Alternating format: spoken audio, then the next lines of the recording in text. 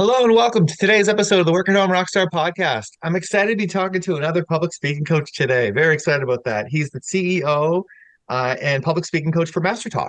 And what he does is he helps people to share their ideas more effectively. So I'm super excited to be talking to Brenden Kumarasamy, Brendan from MasterTalk. Hey, Brendan, you ready to rock? Yeah, absolutely, Tim. Thanks for having me. Awesome. Sorry, I can't say your last name. You're totally fine. So we always start off here in a good note. Let's flip this around. Tell me a story of success in your business that we can be inspired by. Yeah, for sure, Tim. Out of all the stories, I think the big one is my age. I started coaching C-level executives when I was probably like 21 years old.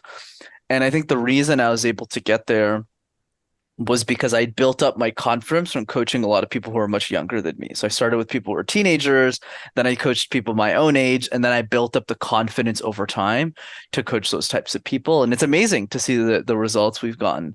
People like one example is this woman in Montreal, and she's the CEO of this tech company for fingernails, but it's like tech. So you can like look up your phone and change the color of the fingernail. And she was really shy, and we helped her out. Wow. That's actually pretty cool with tech too. Yeah. So it's like smartphone activated and stuff too, or You got it. cool. So basically what happens is like you could go on your phone and then pick any design from like fan-made designs and you don't have to change your nail polish. So it's really cool for especially for women who use this a lot. Cool. So now and then I mean that sounds like a cool idea that would almost even sell itself, but it doesn't, right? You would think, man, you know what I learned from a lot of my mentors is half of the battle is knowing how to sell the idea and the other half is making something great. But if you have Mhm. something great but nobody hears about it, it's really difficult for you to scale. Yeah, exactly. And a lot of times too, isn't it difficult to talk about your own idea to other people too, right? Absolutely, because we're self-conscious about it, because we don't want to brag about ourselves to other people. And the other reason, which is less commonly known, Tim, is like you spend so much time in the business yourself that you know all the nits and bolts and all the little nitty-gritty details that when you go out and communicate it back to the world, you add in all of these unnecessary details Hmm. that the general public doesn't care about. Like one example is like Netflix. So the guy who's running Netflix, Reed Hastings and his C-suite team, they're probably looking at their algorithm for Netflix and going, how do we tweak this to make sure that the customer gets the right types of shows when they're watching it? But the marketing of Netflix is, are you tired of cable television? You're spending $70 a month on something that has commercials every 15 minutes. Why don't you buy Netflix? It's $10 a month, it's probably 15 now, and you get unlimited commercials. That's the difference between the nuts and bolts of the business and the marketing of it. Yeah, yeah. Because I mean, something that you think might be cool is something that they don't even care about, right? Absolutely. That's probably most of the time, actually. It's most of the time. Yeah, and I mean, even if we look into music as well, like I know that, going out there and trying to sell my own band for gigs is so much harder than trying to sell another band, right? You go out there and say, "Hey, these guys are great." Seems like people take you more seriously, don't they? Or is there a way that you can flip that around? Yeah, I think the reason for that, Tim, is whenever we talk about ourselves, kind of like the law of reciprocity by Robert Cialdini, the guy who wrote Influence, is like whenever you're talking about yourself, it feels like you're making a withdrawal in other people's personal bank accounts. Whereas if you went to a really nice burger place and you're talking to people about that burger place, you feel you're making a deposit because it has nothing to do with you. It's more just you really want to help. And the only way to bridge those two worlds is for you to really fundamentally believe that what you have is actually really helpful for people. And that takes time. Even if you have something good at the beginning, you have to really believe in yourself to eventually go like, oh yeah, this is actually helping people. Yeah. It is amazing. I know that even like I host like jam nights and open mics and stuff like that. And what I find is really interesting is that the people that are most uh excited to get up there, like sell themselves the most, are actually the least talented when it comes down to it. And vice versa. I always think it's funny because, if you have somebody who, maybe their friend comes up and says, "Oh, these people are really, really good," and you see them at the table kind of going like, "No, I don't want to go up." 9 times out of 10, they're awesome, right? When they finally get up on stage. It's interesting how that happens, is that the people that are really good or really, have something, have a really hard time selling themselves. Whereas, if you just like it and it's not necessarily your thing, like you actually have an easier time of going out there and saying, yeah, I really want to get up on stage right now, right? Absolutely, Tim. It's so hard to find people who are actually good at both. Where somebody who's really talented but also a really good marketer. So for us, for the life that we have, for the careers really, for the passions that we have in our life, we need to ask ourselves, which bucket do I fall under?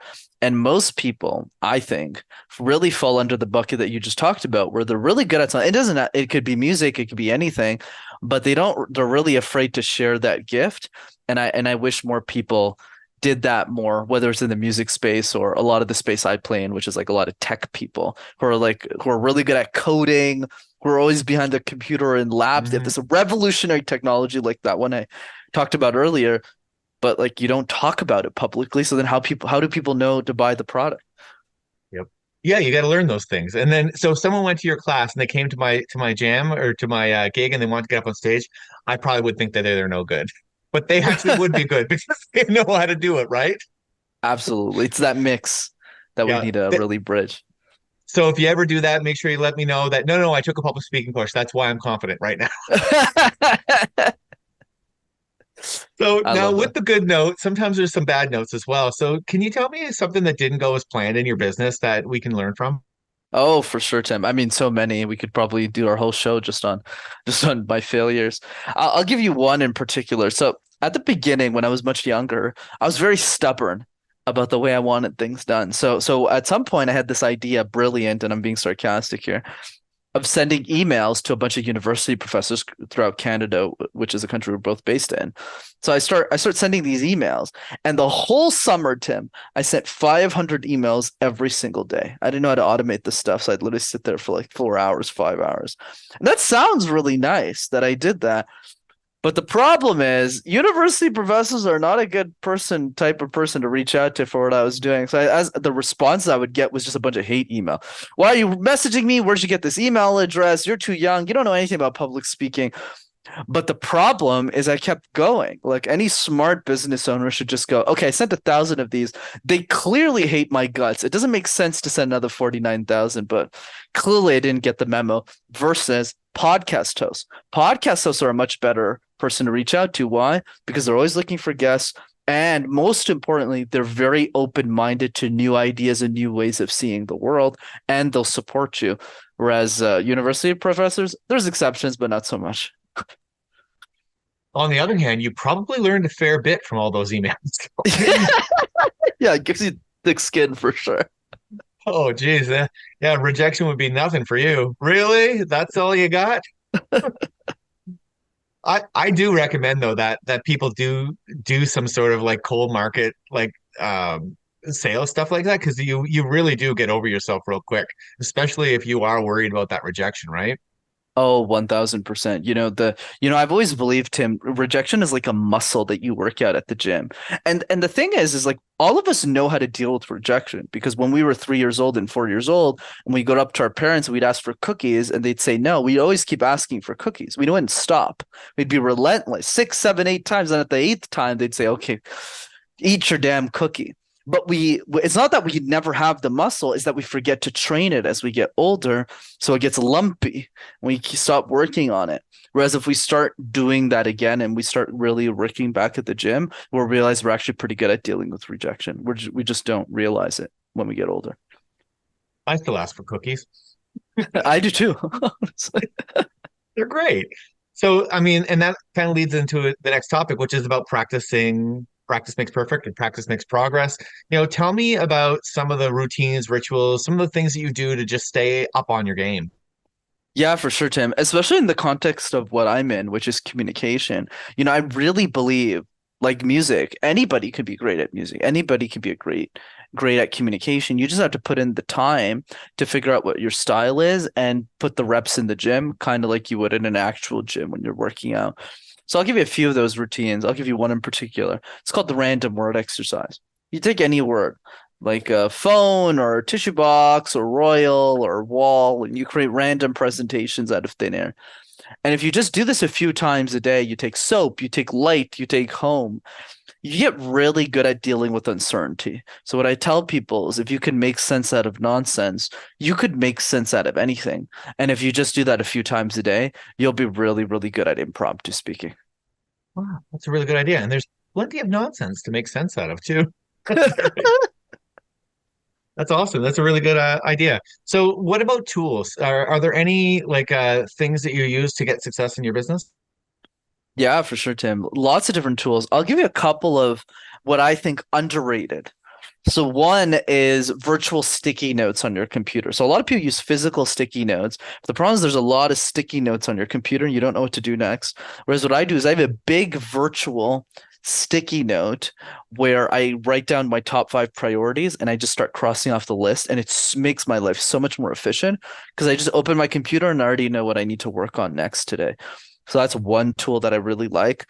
Another one is Google Notes. When I it could be iNotes if you have an iPhone, just a note-taking app on your phone. See, all of us have the app, but we don't really leverage it that much. Whereas I'm an avid note taker. Like I'll have a notepad, separate notepads for different themes. I'll have one on how to spend my next 10, 100K in the business and order it and go like, oh, okay, like is this the right way to spend the money? So that way there's not a lot of emotion in the decisions I'm making. That's one. Another example of notes is you make a bunch of video ideas. So let's say I have ideas for social media.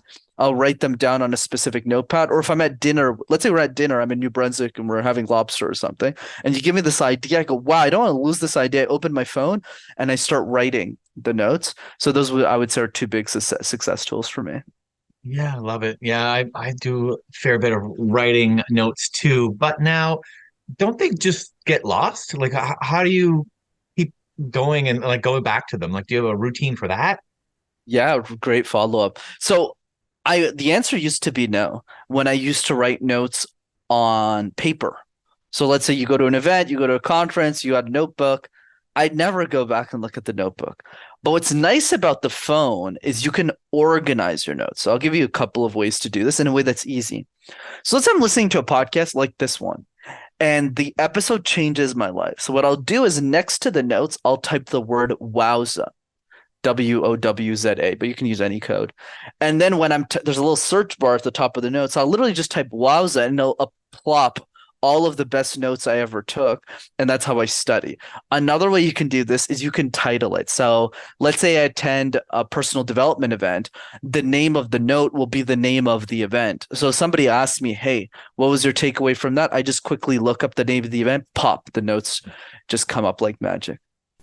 Hey Rockstar, I hope you're enjoying this episode of the Work at Home Rockstar podcast. If you didn't know already, my business is Creative Crew Agency. We build websites. Now, let's talk about your website for a minute. Most people realize that at this day and age, we need a website, but we don't really know what the website is supposed to do. And sometimes you'll just go and build a website for the sake of building a website. What I do is I make sure that your website actually accomplishes a goal. Now, there are 3 main goals to most websites. Number 1 is to provide information and build credibility. Number 2 is to schedule some sort of appointment and get them onto a sales call. Number 3 is to sell something like an e-commerce site. Now, when you're setting your website, you have to be very mindful that the visitor doesn't know what to do. And so you have to provide them with a roadmap that leads them down a path to wherever you want them to go. On my website, I want them to be on a free consultation. So that's why when you go to creativecrewagency.com, you'll see information about scheduling a free consultation. Now, for you though, I'm going to provide you with an extra link so that you can get your free website audit. Go to creativecrewagency.com/free website audit and schedule an audit with me. And I'll go through your website live and determine what we can do to improve your conversions and make sure that you're getting the business from your website. Go to creativecrewagency.com and we'll see you there. Jeez. And I bet you there's lots of great like AI tools that are probably coming out now to go through all that stuff too, right? Oh yeah. I wouldn't know anything about that though, but yeah, I gotta learn that new Yeah, stuff. you're making me think though, because I bet you there is. I'm gonna have to look that up because I've got so many notes in my and they're all of different things too. Like some are just grocery lists, some are like actual events that I want gone to, some are like potential song lyrics. There's just so much to go through that it's overwhelming. And Yeah. I don't even know what to do now. Right? There is one thing in AI that I'm really, really fascinated by that not a lot of people know about yet. I don't know what it's called, but it's basically this AI. You could Google it and figure out what the name is. It's an AI application that where you upload, let's say you make a video on YouTube or something, or like this Zoom call that we're on, you put it in their device, in their software online, and you pick a language, let's say German or something, and it plops out a video of you speaking German and it lip syncs your mouth to that device. And what makes this so interesting is like it gives opportunities for content creators like me and us, frankly, to literally reach brand new audiences without having to hire voice actors, without having to hire all the staff to redo all the videos. You just literally copy paste all of your YouTube videos in that language. And I think that technology is wild and it's going to be huge. It is wild. There's so many really cool AI tools. It's like, and it's all of a sudden too. It's so weird. Over like the last year, it seems like just lots of stuff has been coming out. I mean, these note takers that sit on these calls and transcribe everything. It's just amazing how many things are out there to just organize what you're doing, right? Absolutely. That's awesome. Okay, so now let's say we've got a great message, we know how to talk about it. We've gotten some great tools that are helping us to organize our thoughts. But now, how do we make sure that the cash flow, is positive? Like, how do we know what to spend money on, what's not worth spending money on? How to make how to sell, like all that stuff. Like, what do we do next? Yeah, for sure, Tim. So there's a couple of ground rules, a couple of things that I've done in my business. One that I'll mention again because it's so important is I encourage every business owner, and you just any number. It could be 100K, it could be 10K, whatever the number is comfortable for you. And you just make a list of things that you want to buy in order. So let's say on my list, if I open my spreadsheet, not my spreadsheet, my notepad, number one might say spend the next 5,000 on video production. And then there's a why beneath. Oh, because my focus is growing on Instagram. I already know how to do that. I just need to put more money into it. And then what I do is I take my list and I give it to everybody, my best friends, my coaches, and I go, I want you to debate me. Do you think this is the right order? And if not, why? Is there a better thing I should be spending my money on? And then we fight. And the reason this has been in a good way, we fight in a healthy way. And the reason this was so good for me is in my first year of business, one of the big mistakes I made was I spent over $20,000 on live events because I got my first 3 clients from live events. But the problem, Tim, is when I backtracked the money and I said, how many clients did I get from attending all these events? Yeah, I got some knowledge, but man, I got nothing. I got zilch. So then when I took a step back and I said, where am I actually getting these clients? I realized it was podcast guesting. It was just showing up and just sharing knowledge for free, speaking in communities. Let's say I have a friend who's like an engineering coach and I speak at his community for like 45 minutes online, or it was social media. And then I looked at the money I was spending all 3 of these strategies and it was all zero. And I was like, what am I doing? I should be reallocating the money into this. And that's the way I would encourage people to use their money more effectively, and it'll help them allocate the capital better. Nice. Yeah, it's funny how sometimes we are spending money on things that we think we're supposed to, right? So that's why we're doing it, just to be busy. And then other times we're like totally discounting things that are not even costing anything, but are actually bringing us some income, right? And it really does take a little bit of discipline to kind of go back and do that work to try to track things down, right? To figure out where it came from. Absolutely. It's the 80/20 rule, but this time we're applying it to money. And we do that so well. Like let's say in the case of music, musicians do this really well in the context of their work, where they'll listen to a bunch of songs, they'll test a few out at shows, and they'll see, oh, this one actually lands a lot better with my audience. Mm, I should release this next. But very few of us across any industry, we don't apply that logic to money. We just go, no. oh, like my friend bought this, so I should buy that too, instead of just looking at the numbers. Yeah, yeah. And we tend to like look at somebody else who, and this is probably a good thing to do in a lot of ways, but you look at somebody who's successful in your area and you see what they're spending money on and think that I just need to spend this money on those things. Sometimes that works, but sometimes it doesn't, right? Absolutely, Tim. And the reason it doesn't work sometimes is because let's say you're doing $100,000 in your business, maybe 50,000. And in the same business, you're studying a guy who's doing 5 million or a gal who's doing 5 million. So the problem with that is they're in a different season of business. Mm. So they'll have more money to spend on video production. They'll have more money to do on this. So the better thing to look at is you have to go to that $5 million guy and say, yeah, but when you were making $50,000 a year, what were you spending your money on? That's the key. And the problem with a lot of people is they'll apply the wrong advice in the wrong season. So, for example, it doesn't make sense for anybody doing 100 grand a year to spend 50K on a website. Like, I don't know why people say to do that. Like, it makes absolutely no sense. Whereas the guy who's doing $7 million a year, yeah, okay, spend 50K on a website, make it look good. You might as well. Yeah. Yeah.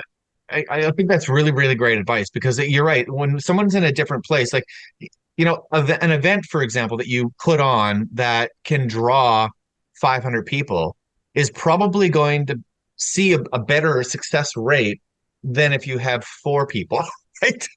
You know, Yeah. like it just seems obvious, but it's one of those things where I don't know if we look at it the same way for all the other things that they're doing, right? Maybe they're spending a boatload of money on billboard ads or whatever it happens to be, right? Even like social media advertising.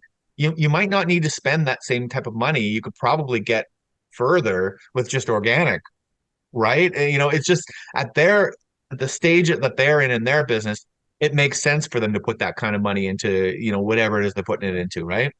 I mean, exactly. Absolutely, Tim. It's like figuring out what is the right advice. This is how I listen to podcasts, actually. I call this Impact 3. So for me, it's like, even if you disagree with what 90% of what somebody says, whether it's their political views, their social views, the environmental views, doesn't matter. Mhm. As long as you just say, what are the one or two things that Tim or Brendan has said today that I should implement in my life? If you just do that with 100 different people, you will move so quickly. But the problem with most of us is we'll listen to a show, we'll listen to a different season, and we'll go, oh, well, I don't like what that person's saying. I disagree with that person saying. And that's not really going to help us progress and get better with what we're trying to accomplish. I mean, that's the tip of an iceberg that is, I find very weird is that people will judge the entire work of somebody by one thing that they said on one, occasion or whatever. This one tweet that this person puts out. I disagree with that tweet, so everything they said must be wrong.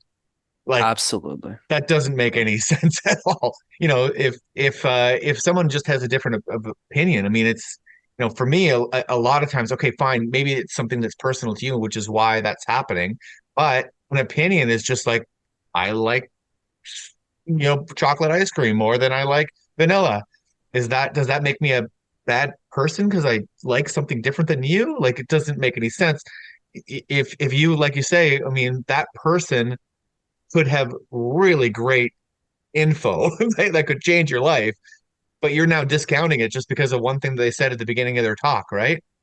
100%. That's why it's difficult for most people to become entrepreneurs, Tim, because it Mhm. requires one skill. Whether you're in the music business, whether you're in the coaching business, whether you're in the baking business, there's one thing that all successful entrepreneurs across all industries share in common.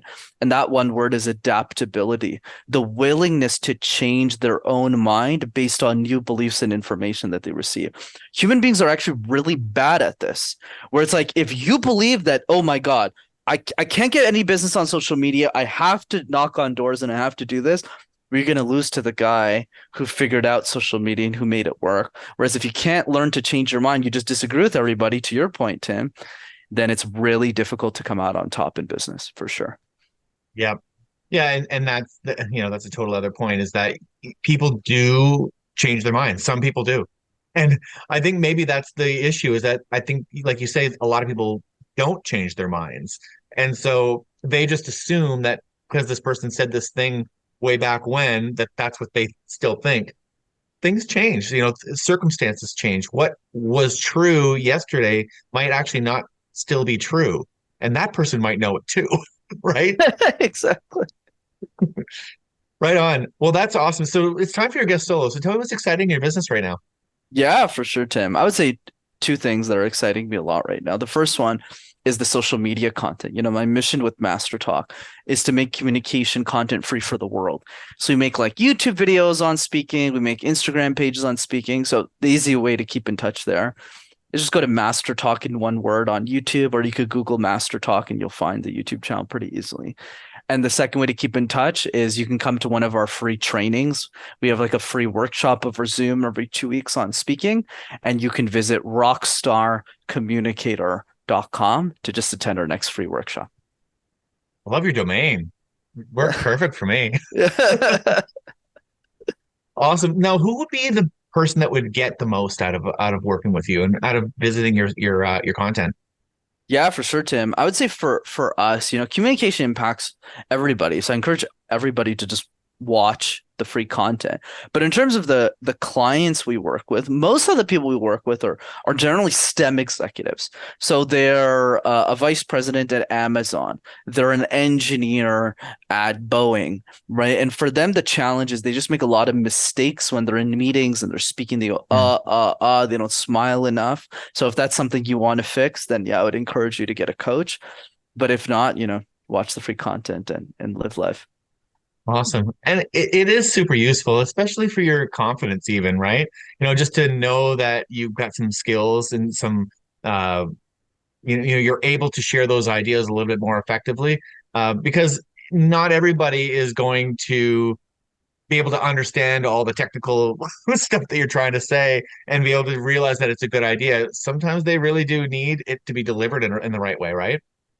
Absolutely. There's two games that we need to play. One is content, the other one's delivery. So content is just what we're saying. What is the content that we're sharing with people? But the second one that a lot of people don't pay enough attention to, Tim, is the delivery, right? It's kind of like in a music concert where the music is the core content, but the delivery is what does the concert floor look like? What does the experience of the concert feel like? What do people leave with?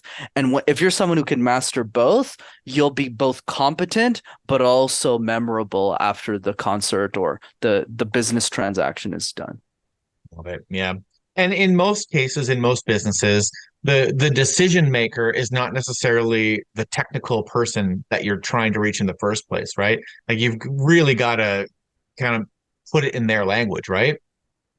Absolutely. And it's been easier for us just because a lot of my business is built B2C. So I don't really like I've had some success. You go to the business directly and you say, "Hey, key decision maker, have your engineer work with us." But it's a Mm. lot easier, and I've just had a lot more luck, I would say, a lot more success and just going straight to the engineer and go like, if you want to be a VP someday, you should really work on your speaking, and then they'll invest some part of their salary into this so they can make more money later. Awesome. Right on. Well, thank you so much for rocking out with me today, Brendan. This has been a lot of fun. Likewise, Tim, this is super great. Cool. And to the listeners, make sure you subscribe, rate, and comment. We'll see you next time on the Work at Home Rockstar podcast.